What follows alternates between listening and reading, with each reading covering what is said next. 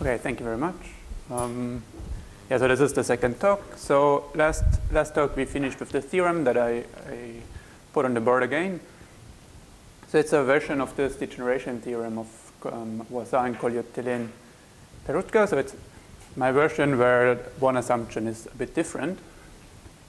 So we look at a specialization y of x, and y is a variety of an algebraically closed field, say. And we assume two conditions for this special fiber. So this is the special fiber of some family over DVR. There's some obstruction for rationality, so there's some unramified cohomology class for some I bigger or equal 1 on y. That tells us that y is irrational, stably irrational even. And then there's a vanishing condition that says that for an alteration or a resolution of singularities, if there is one, and if it is an alteration, then the degree should not be divisible by L. And this alteration or resolution should have the property that whenever you have a subvariety in the preimage of the single locus, this obstruction class pulled back and restricted vanishes. And this implies that there cannot be a decomposition of the diagonal of x, and hence x is stably irrational.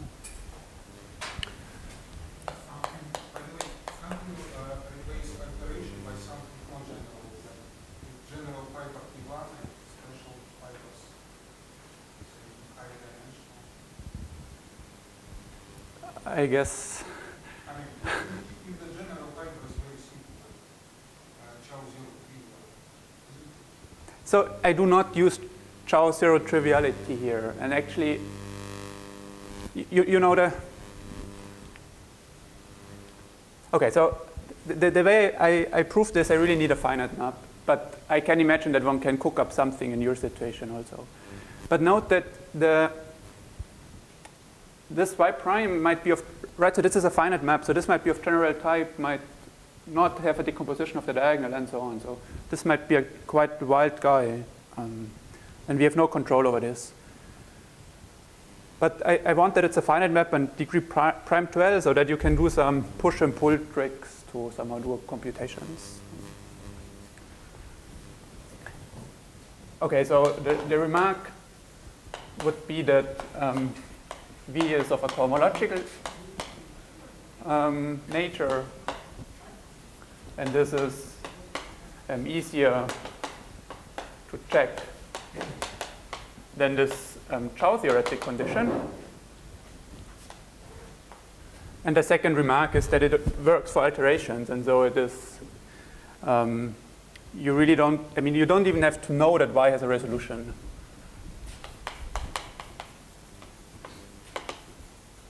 So alterations that have degree prime to L, they just always exist.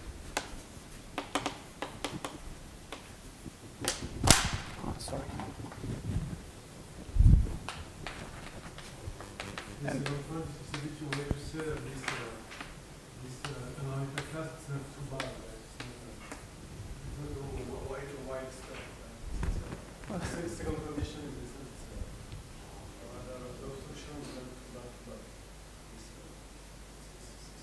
well, I don't know if I want to say too bad, but it says that the obstruction really, it's concentrated on y, and it's not concentrated on the singular locus. That's what this intuitively tells you.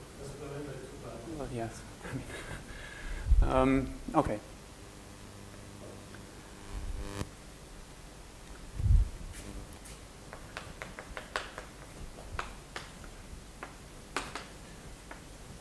Of course, you could wonder, why do we even care about a condition like this? Why don't we only look at condition O? So I just wanted a special fiber as some unramified cohomology, and of course this doesn't work. And the easiest example is that X, a cubic surface, degenerates to Y, a cone over an elliptic curve. Right. So we have this cubic surface which is rational, and it degenerates to this cone over the elliptic curve, which is irrational. And in fact, there is some first unramified cohomology.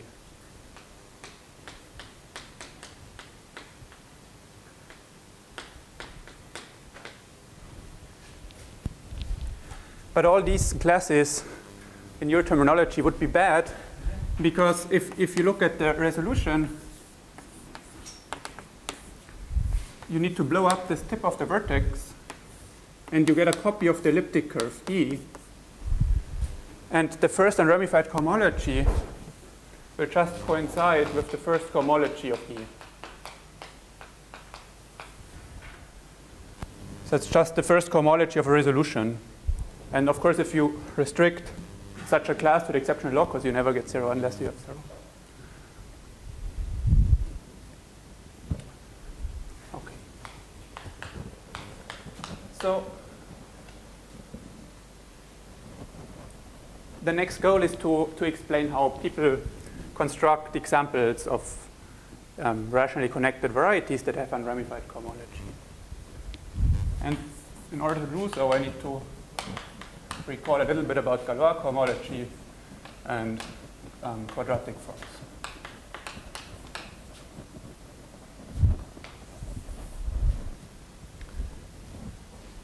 So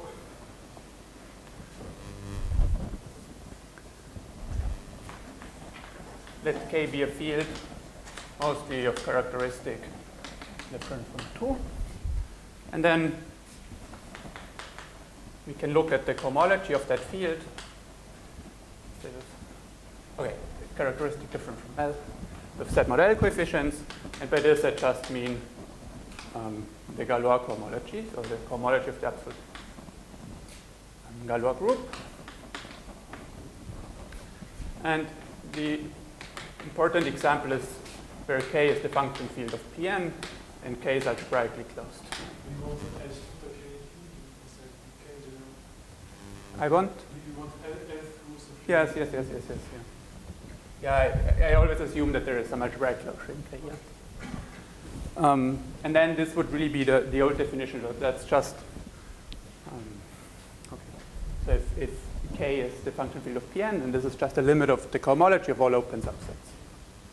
It's the same thing. And then there is the Koomer sequence. Oh, right. So maybe another way of saying this is that this is the Étale cohomology of the point. Now there's the Koomer sequence.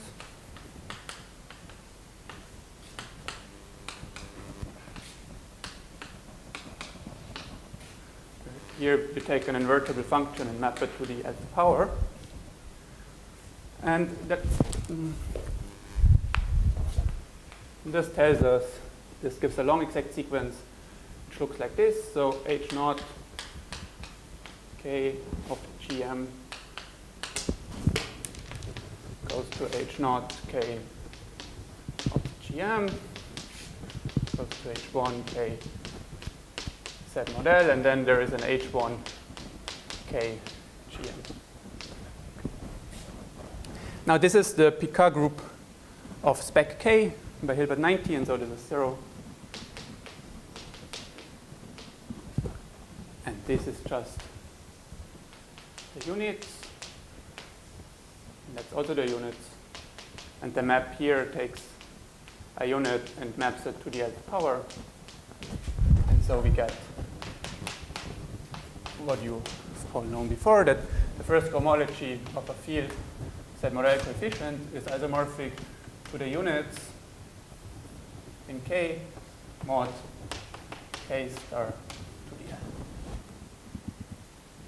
So this is a very efficient way of computing the cohomology of such a function field, for instance. So if we have n elements in K star, then we get a symbol which is just the corresponding class in this quotient, which will give me a class in H1. And then taking cup products,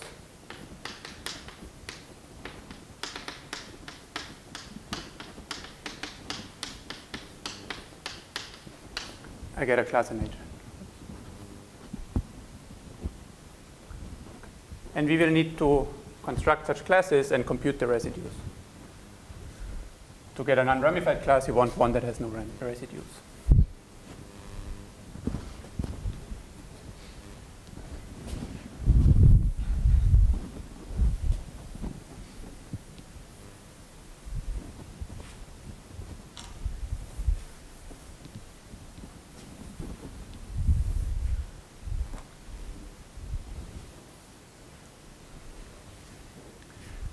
So if you have such elements in K star, you can associate to them the symbol of an element in H and K, but you can also associate to them a quadratic form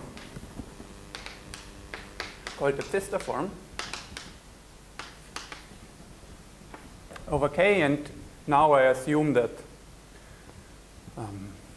you know, the characteristic K is not 2, and there is, yeah, the root of -1 is in K for simplicity. And then the Pfister form associated to such a sequence of elements is the following quadratic form.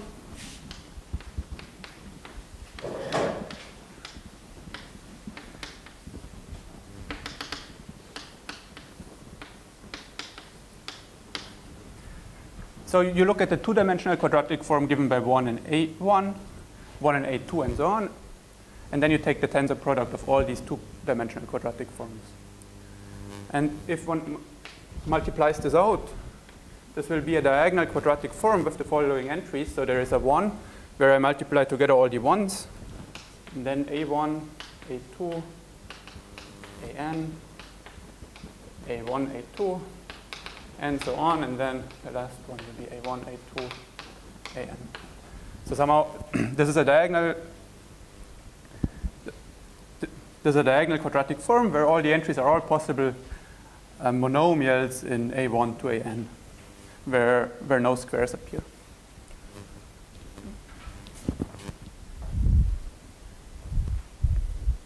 Now let me call this quadratic form psi, and then I can call a Pfister neighbor is a subform Q psi with, let's see, so the dimension of Q should be bigger than the dimension of psi half. So these are special quadratic forms. So for instance, you could take all this quadratic form, or you can throw away some diagonal entries to reduce the dimension of Q, but you cannot throw away so many entries that Q has dimension less or equal half of the dimension of psi. And no, I just take any subform. Yeah. So it's not necessarily. No, it's not. Yeah. Okay, and I should say that this psi has dimension 2 to the n.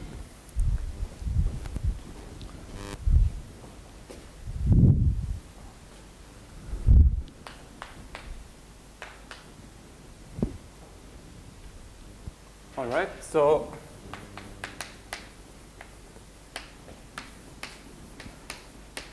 here's a theorem that somehow connects the two pictures. And it goes back to Arason in the case n equals 2, and then all of Vichy and Voevodsky in general. And what they look at is the following. So suppose that you have a quadric over K, a smooth projective quadric.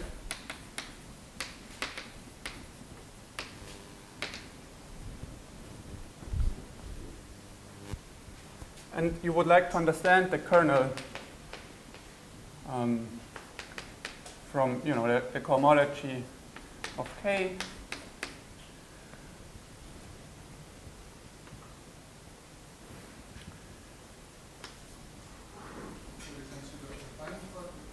No, it's a projective quadric. And okay, so from now on, L will always be 2. And I want to understand the kernel of the pullback map.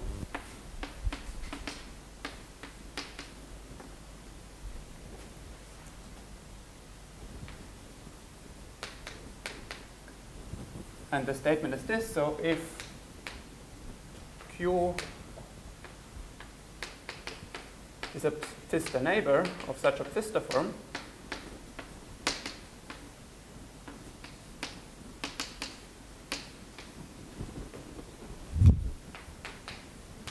then this kernel can be described very explicitly, and it has two elements, the trivial one and the symbol A1 to AN.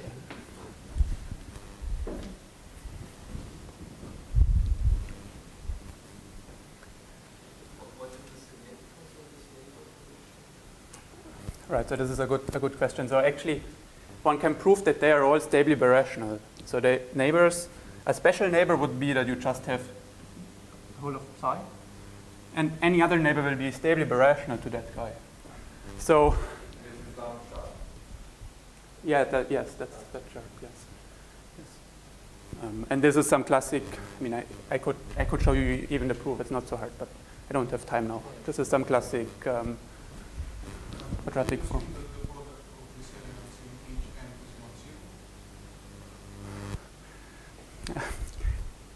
Okay, so if this one is 0, that's equivalent to saying that the Pfister form is isotropic, then Q is rational, and then the pullback is injective. So my formula still is correct.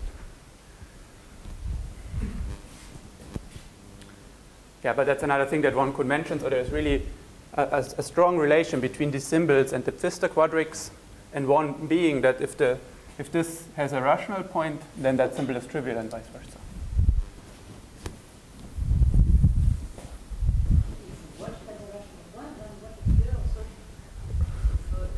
I'll write it.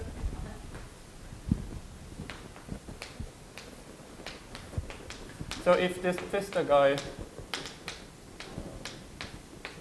is isotropic,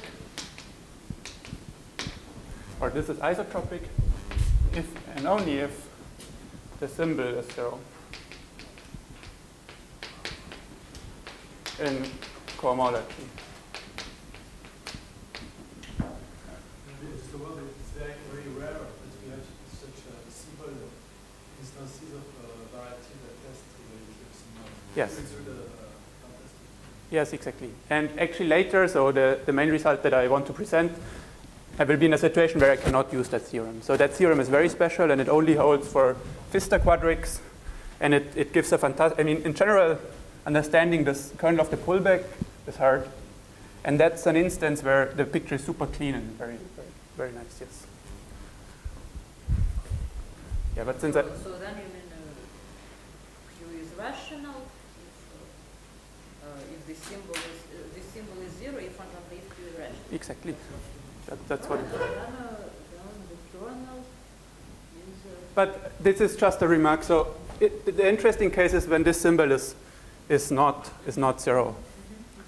And then what this is saying is that if you look at the quadric corresponding to that symbol or a Pfister neighbor thereof, then the function field. I'm sorry. Then the function field that was stupid. So I need the function field here.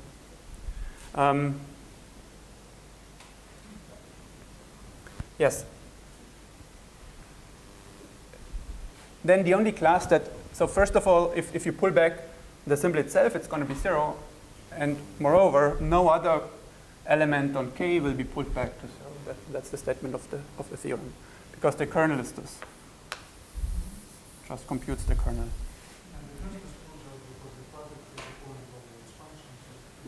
Exactly, that's one direction, that's the simple direction. What is hard is that the kernel is not bigger. And this uses the whole strength of Wygotsky, so Milnor conjectures and so on. What are those subforms of two different Pfister forms? They are stably birational. It tells us that a given form cannot be a subform of both. So you have the theorem tells us something about not about Pfister forms, but about like subforms of this one, right? And the theorem on the left, it doesn't require that Q is a Pfister form itself. No, Q should be the neighbor. It should be a subform. Yes, but of the correct, it's a Pfister neighbor. That does not only mean that it's a subform, but it's a subform whose dimension is bigger than half of the dimension of psi.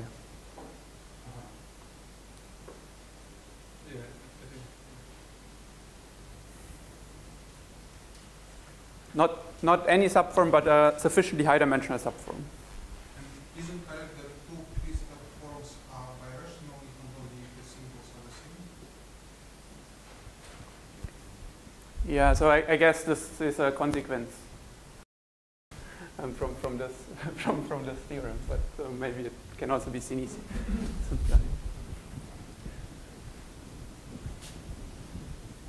I mean, I'm joking. There is a simpler proof, but it's also a consequence. So for L non-equal to 2, there's no result. No, I was hesitating, so I don't remember it correct. I really suspect that it's true for L, but I'm video typed. So.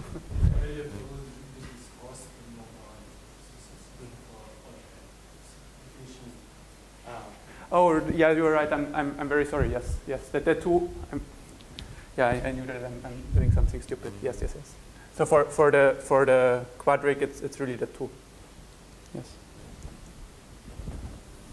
I'm sorry.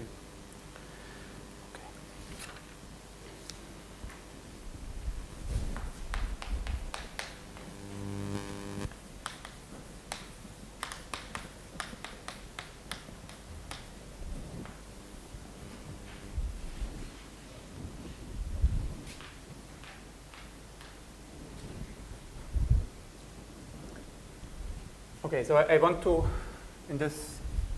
today I want to explain one series of examples with unramified cohomology that goes back to Artin Mumford. And then tomorrow I'll explain a different one where we do not use Pfister forms. So to explain the one that goes back quite directly to Artin Mumford and Kolyutelina Oyangurn, I use the following definition.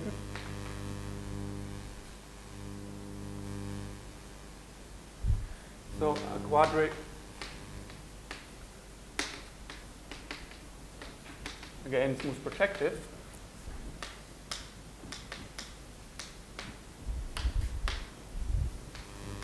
is of CTO type if it is given by a quadratic form where Q is a Pfister neighbor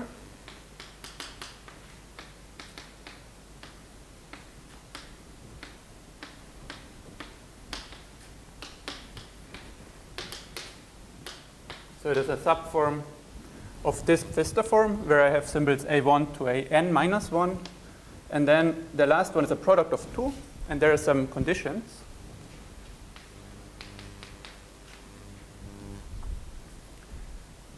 And the conditions is about this class alpha I.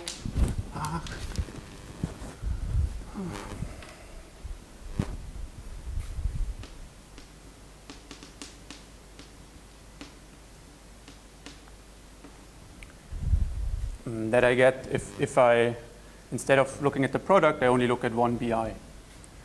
Okay, and this class should have the following properties.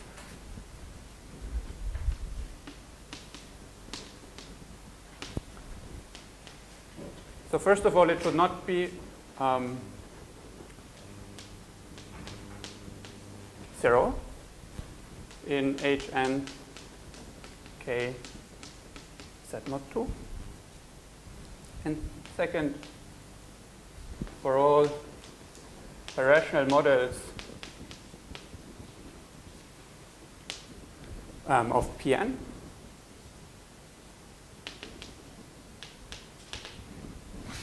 and for any divisor on S,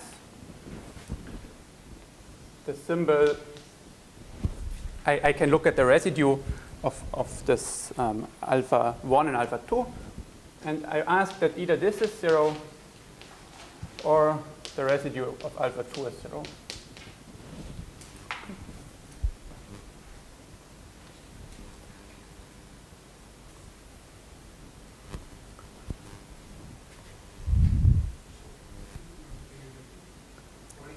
Yes, so the first one just says it's non-zero, and the second one says that for any divisorial evaluation of my function field of Pn, one of the two residues has to be zero. Either alpha 1 has trivial residue or alpha 2.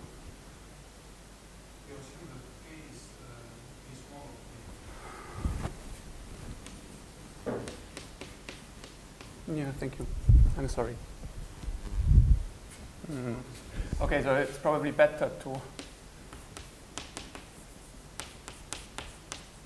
Yes, so S is a birational model of Pn. So that means that D is a divisor on S. So it's just some divisorial evaluation of the function field of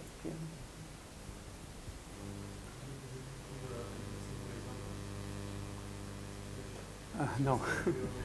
Yeah. So right. So these two conditions are competing against each other, because the first condition that this class is non-zero is equivalent to saying that there is at least one residue that is non-zero. Because if all the residues of the class are zero, it's unramified. But then Pn has no unramified cohomology.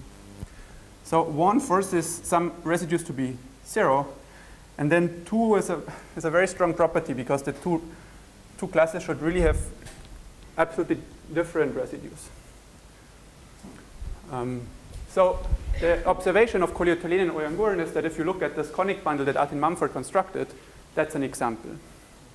That's the key observation of Collier-Tolin and Oyanguren. And then they write down another example. So you divide all these other variations into two types, right? Given such a quadric. Sorry? So if you have such a quadric, it divides all these other variations into Right, so into 3. So there are some that are trivial on both, and then some are trivial on the. what do you expect? Like most of them are trivial on both? Yes, yes. Yes, because on Pn there will only be only finitely many devices on Pn can have non-trivial residues, and then everything that lies away from these.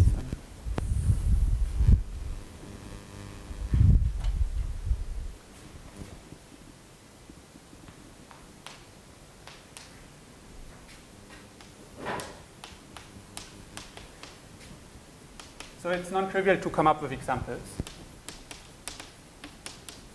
But they exist for all n bigger or equal 2. And n equals 2 is the Artin Mumford example.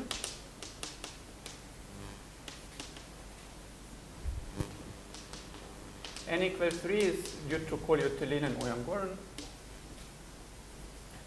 So this is 70s, 89. And then the general case is due to myself 2 years ago.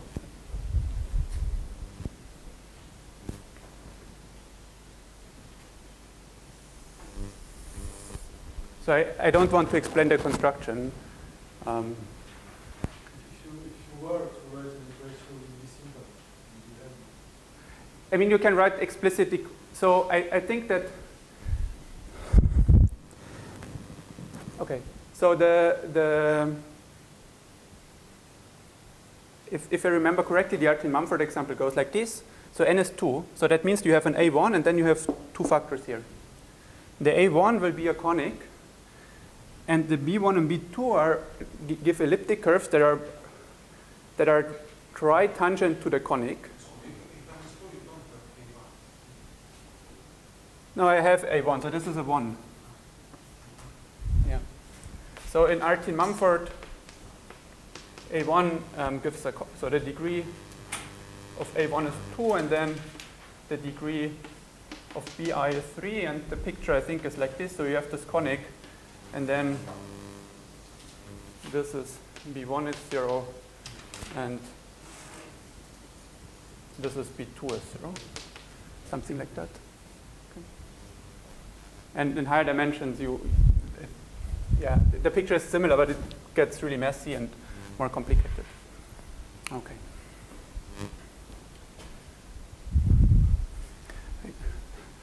I need to keep all boards. So No, I want to erase this. I'm sorry. I need to. You can move to another room. Okay.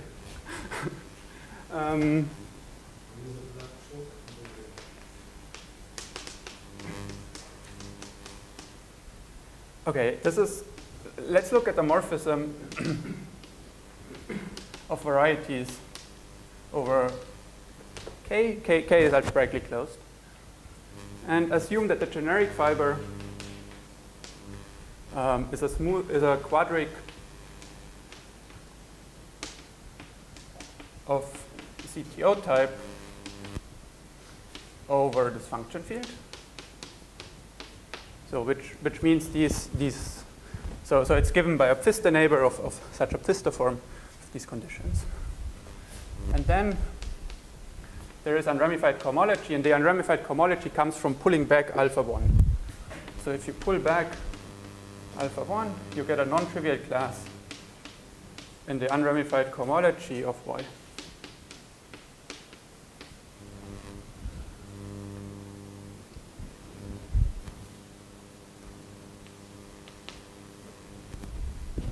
can also pull back alpha 2. Exactly. I can also pull back alpha 2.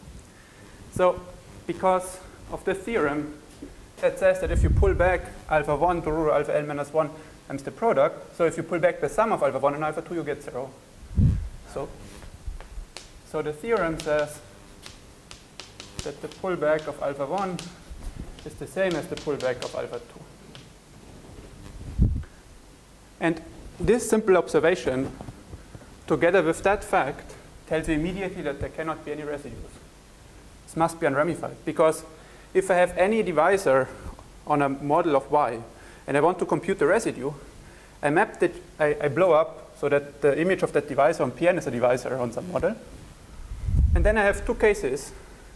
I mean, now I have a divisor on Pn, and I can choose to work with alpha 1 or alpha 2, depending on where the residue is going to vanish. And I win.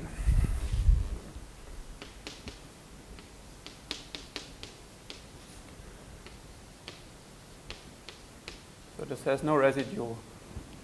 No residues by condition 2. Okay.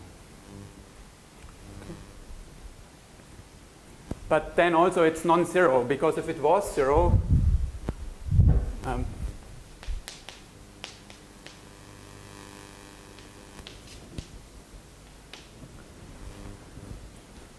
because alpha 1 is non-zero, and the kernel of the pullback is just alpha 1 plus alpha 2 times z mod 2. Okay, well, was this too quick? So do you see why this is unramified, this class?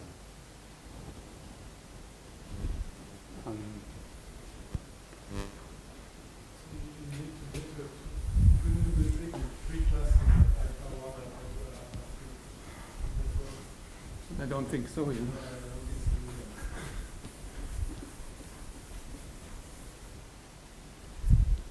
So what's the argument? So you have some normal model, a rational, and I have some divisor here. This goes to Pn. Now I can blow up so that this maps down to a divisor. Yes. So there are two ends here. One is dimensional Pn, and the other one comes from your Pfister plot. They're the same. They are the same, yes. And they are, so for this proposition, and it's completely irrelevant. Here they would not need to be the same. But for the existence, they need to be the same. So let me recall why it is unramified. So to compute, you want to compute something like this, right? So you have a divisor on some model. You want to compute the residue. Now, Yes, a divisorial evaluation of y, so it's a divisor on some blow-up. I mean, in your theorem on the left, it doesn't work. This one. No, Here it's not necessarily a divisor, but I want to see that it's unramified. To prove it's unramified, so this is a difference. yes. Okay.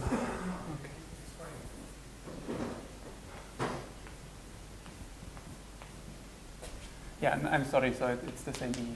Okay. So I want to compute the residue. There are two cases. So E could map to Pn, but if E maps to Pn, surjectively there is no residue. It's easy. So if E maps to a subvariety of Pn, I can blow up to make it a divisor. And then this will be up to some multiple, the same as if I pull back, if I first compute residue and then pull back.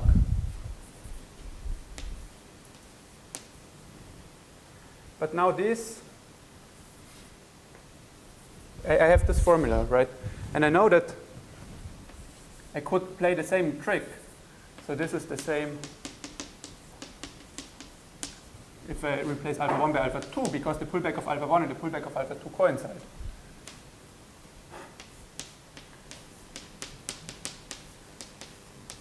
So I have an equation like that. But now my assumptions tells me that either this vanishes or that vanishes. So either this term is 0 or that is 0. Well, but that means it's 0. Okay.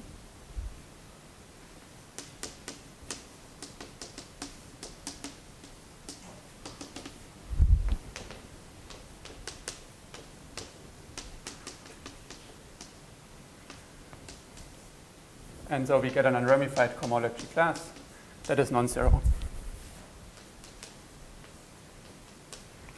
So this yields O.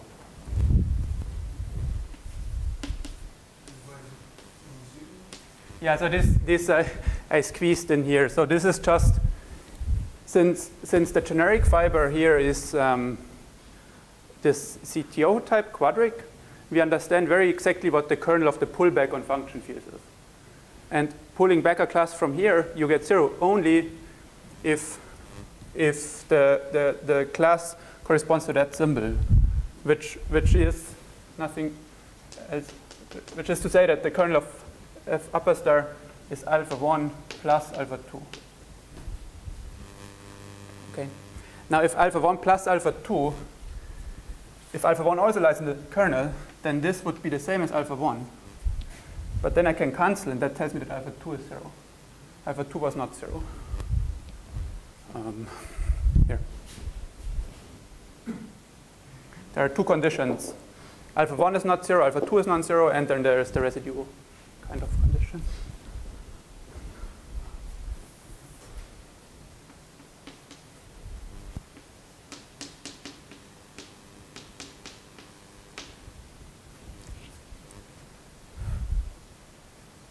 Yeah, and okay, I write this in a sloppy way. So the kernel consists of this class and 0.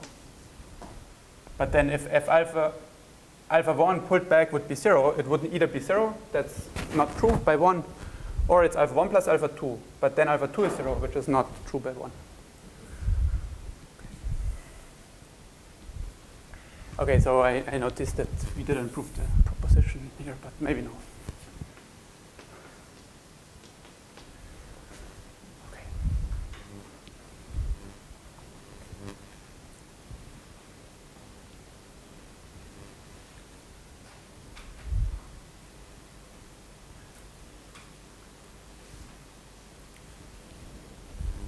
So maybe one thing that you can remember is that the symbol that I used in the Artin-Mumford example, for instance, has entries a conic and then a cubic.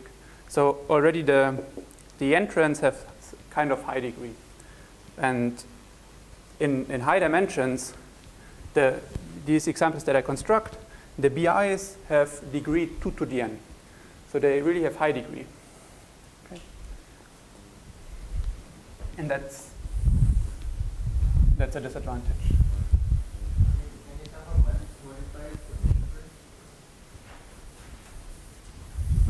I already used neighbors. So the CTO type just means that you have a neighbor of this cluster form. Oh, sorry.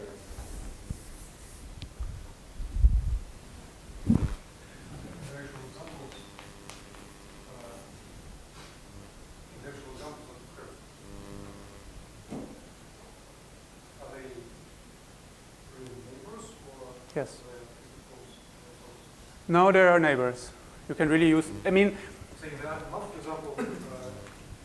you can also take the Pfister form themselves. The computations will always be the same because the quadrics you get are stably birational. So the varieties you get are stably birational, so the unramified cohomology doesn't change. So it's enough to do the computation, for the Pfister forms themselves, and you automatically get the result for all the neighbors, which gives you some flexibility with the dimension because the Pfister form always has dimension 2 to the n. Now, if you want to get examples in different dimensions, you are forced to take subforms.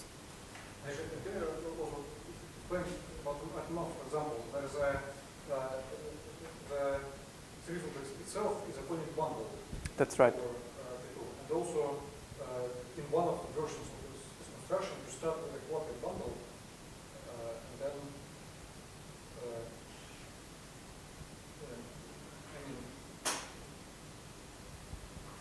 when you construct a quadric double solid, you start with a quadric bundle over E3, and then take the double cover, that double cover corresponds to the fabulous lines on the fibers, and then do some further tricks like this AP1 integration. So, in that part of the story, you instead of conics, you have a quadric bundle in pretty much quadrics. Okay, so maybe I'm not so familiar with the description you just described. So this might be true. But my impression was that, yes, so the RT Mumford example is a conic bundle over this P2, but it's actually birational to a quadric surface bundle over P2, and people did not pay attention so much to this fact. Yes, it's stably birational. I'm sorry, it's stably quadric surface bundle because the conic is a Pfister neighbor, so it's a subform of a Pfister form with two entries, and that is Pfister's neighbor is birational to the Pfister form. Yes, that's right. Yeah. Stably birational. Yes. Yeah. Oh, yeah. Okay. That's very useful. Yeah.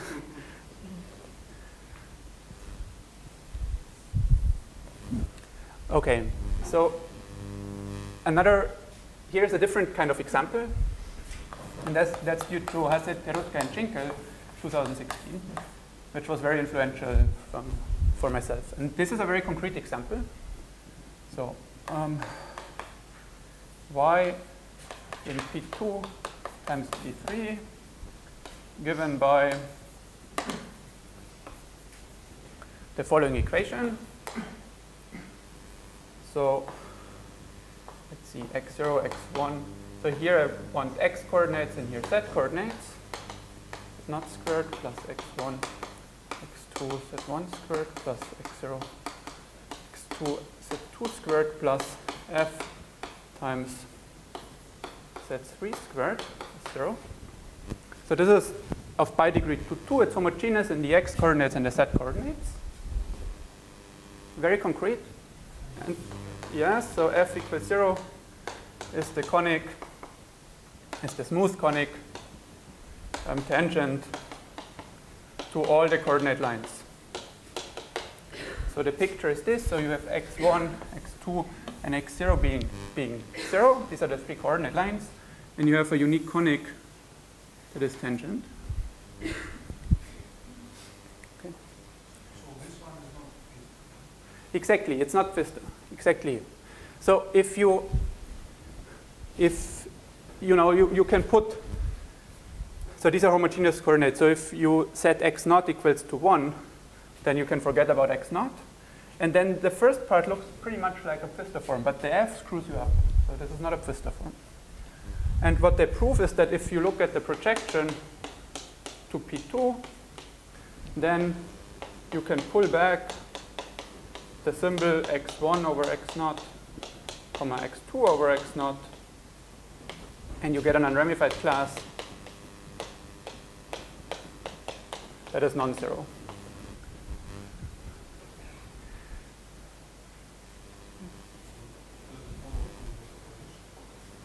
No. So this is Collier-Tillene-Oyang-Gouren's proposition, and no, so this is by computations by hand. And for H2, so this is essentially, these are Brauer group computations, and there you know the kernel. So if you have a field extension, you understand which elements lie in the kernel. And these computations can be done explicitly by hand, and that's how they do it. Okay. Your approach is not the generalization they approach, but their approach is completely different. Yes, but at the end of the day, we need to generalize this approach. So I present two. So this is somehow the. So far, what you say is correctly right. Yes. So this is really a different story. So the direct generalization of Artin-Mumford leads you to these kind of examples, and the classes you have there have high degree here. And this Hasid-Perutka-Chinkel example is just different. I'm sorry, this is a simple question. So this is not CTO, right? It's not CTO. Yeah. And it's not Canadian. Yeah, yeah.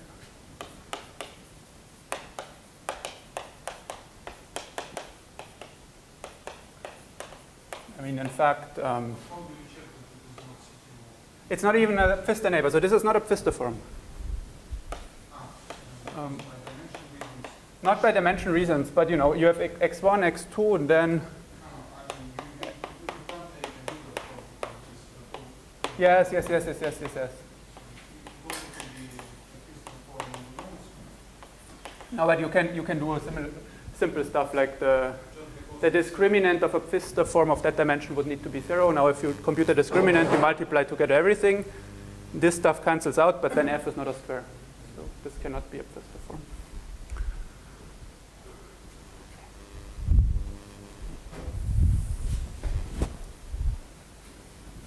So how long do I have?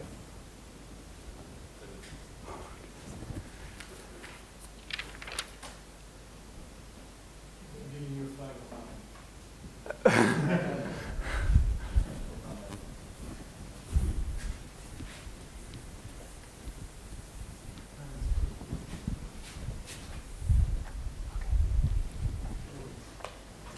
Okay, so what I explained to you now is that there are ways of constructing such unramified classes. This goes back to Artin-Mumford, and there's a straightforward generalization, which essentially goes back to Collier-Tillene-Oyang-Gouren, and then I use the approach in all dimensions. This is one line of arguments. And then there's a different example found by Hasid-Perutka and Chinkel. It's a famous paper. And then to apply, if you now want to use that degeneration theorem, you need to worry about this vanishing condition. And this will be taken care of by the following theorem. So in example 1, and also in example 2, you always have some variety that maps to projective space, and the generic fiber is a quadric. Okay, so let's start with such a setup.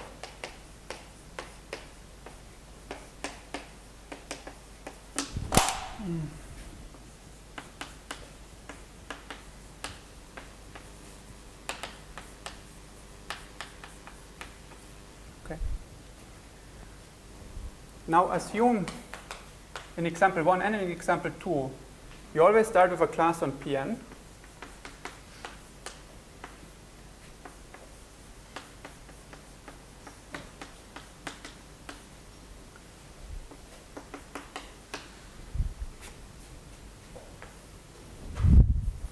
You start with a class on Pn, and the pullback of that class is unramified on Y. So this happened here, where you start with a class on P2, and here the same phenomenon happened. So these are all the known examples. You always pull back something from projective space.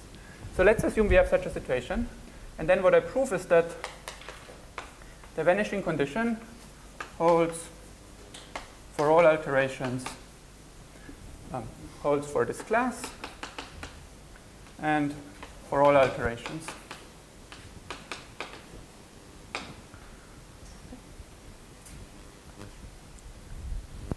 So this condition is automatic.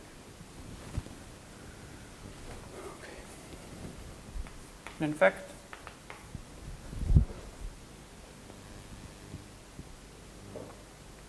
so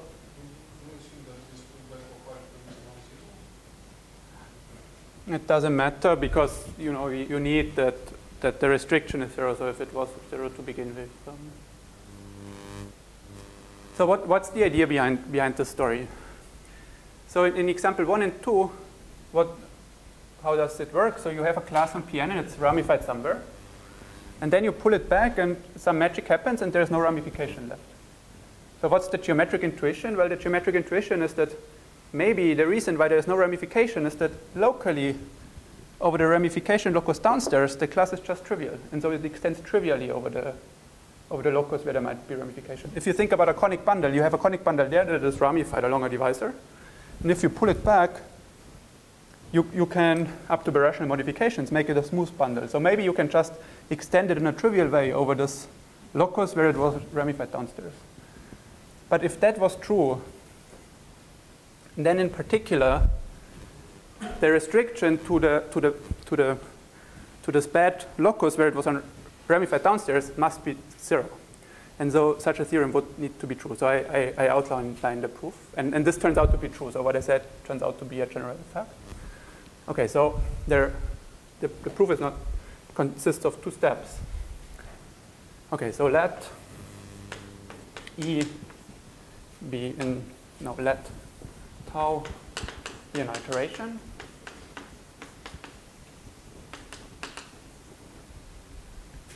And E be in the pre-image of the singular locus. Okay. Now, here we have a map to Pn, and here I have E. Now this E maps to the single locus of Y, but the generic fiber is smooth. That means that if I map it down to Pn, I get something that is not the whole of Pn. Because, well, the generic fiber is smooth, so the singular locus does not dominate Pn. E maps to the single locus, so it cannot dominate Pn. So the image of E in Pn is a proper subvariety. Okay.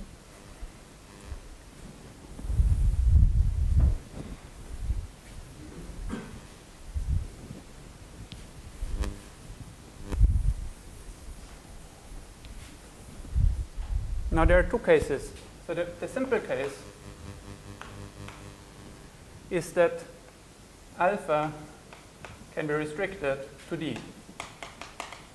So this exists. That means that alpha is unramified. The generic point of D. So the restriction makes sense. So it has no ramification at the generic point of D. And then, if I call this map G, then what happens is this. So I pull back the class from Pn to Y, and then I pull it back to Y prime, and I restrict to E. But instead of doing that, I can also restrict the class first to D and then pull back.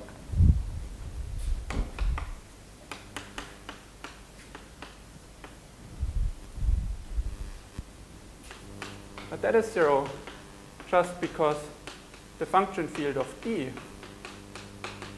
has cohomological dimension less than n, because the dimension of D is less than n, because D is a proper subvariety of Pn. And so in this limit, the cohomology of the function field of Pn is a limit of all open subsets. You can go use the limit of all affines. An affine variety of an algebraically closed field has no cohomology above the dimension. So if n is bigger than the dimension of D, this Galois cohomology, since case algebraically closed, is trivial. So this is just 0 for stupid reasons. And that's exactly the point where it's very important that what Sasha asked is that the two ends are the same. So my degree that this n and that n is the same is important. It's important in that step. Now the delicate step is the delicate cases when alpha d.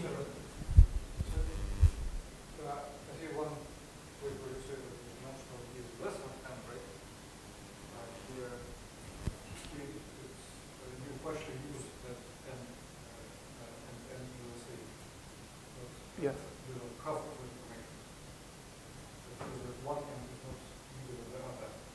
That's right, but the other way around doesn't make sense because so hn plus 1 of this field is already 0. So the function field of an n-dimensional variety has no cohomology above the dimension of the variety over the algebraically closed field. So this is the best you can do, but you're right here.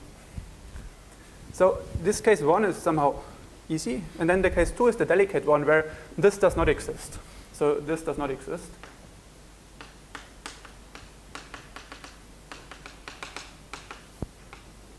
So that means that alpha is ramified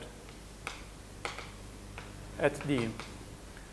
And here comes the intuition that I explained before. So what in this theorem, the assumption that I have is that the pullback to Y is unramified. So in particular, the pullback is unramified, and I can also pull back to Y prime, is unramified at E by assumptions. And then the fact is that one can prove that this can only happen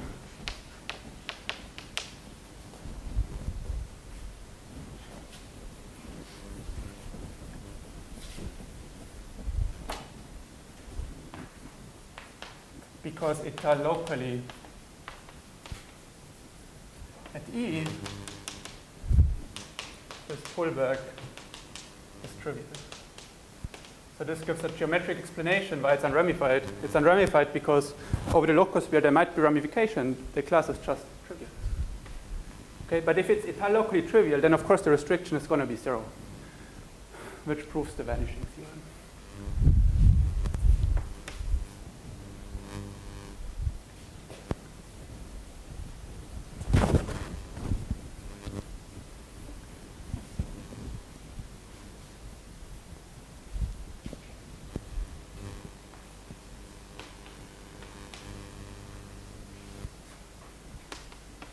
So the corollary is that the degeneration theorem applies to all examples in example 1 and 2. So in example 1 and 2, we had quadric bundles with unramified cohomology. And the unramified cohomology was always constructed by pulling back a class from Pn. So it was exactly constructed in this way. And then the vanishing theorem says that this V condition is automatic. So both conditions are just satisfied. So everything that specializes to such a quadric bundle will be stably irrational. And in fact, it has no decomposition of the diagonal. Okay. Is the degeneration theorem that on the left? Yeah. So in particular, there are x over Pn or over S smooth quadric bundle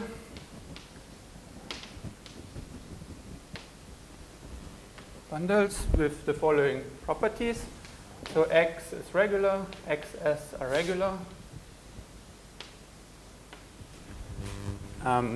The fiber dimension satisfies that R is less or equal 2 to the dimension of S minus 2. And x is stably irrational. Irrational. S is rational. Okay, sorry, I make a mess. But what I try to explain is that you can have quadric bundles over rational bases that are stably irrational, even though the map is flat. It's flat, total space is smooth over the ground field, S is smooth over the ground field. S is rational, I already said. And the fiber dimension can go up to 2 to the dimension of S minus 2. That's the bound that comes from the Pfister form. And that bound is sharp. So if you have a quadric bundle where the fiber dimension is bigger, then by Lang's theorem, there will be a rational point because the function field of an n-dimensional variety is Cn, and that says that a quadric of dimension 2 to the n plus 1 has a rational point. So this is sharp. And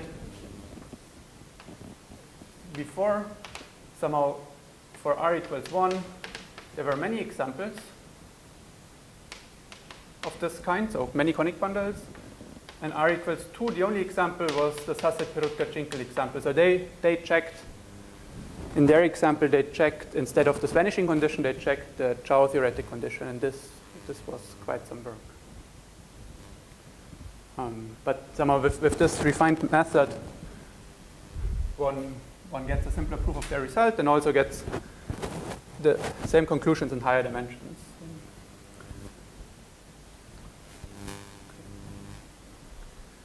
Yeah, sorry, I didn't write this in a very, very clear way. But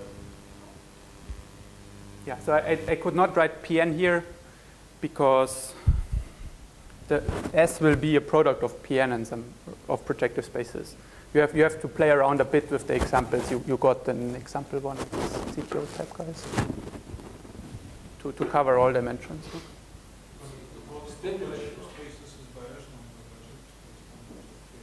It's not flat anymore if I do this. Yeah.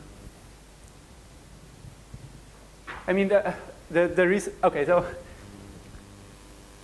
it's a bit technical, but what you get from these results is that really a lot of these quadric bundles are stably irrational. That's what I try to say here. So if you find any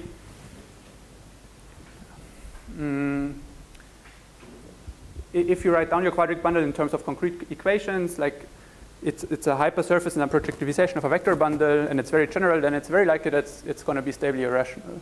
I just don't want to write down that statement. So what I say is just that it's as nice as possible. So because if I didn't ask that it's flat, I could just resolve singularities of these examples in example 2, and I already would be done. They are not stably rational, and I can resolve singularities to get a quadric bundle that is nice. But the point is that starting with those, you can produce many examples thanks to the degeneration theorem. All right, so I think my time is up, right? So that's okay. Okay, so next time I will explain how to use that theorem and a generalization of the Sasset-Perutka-Jinkel example to prove something for hypersurfaces instead of quadric bundles. Okay. Stop here, thanks.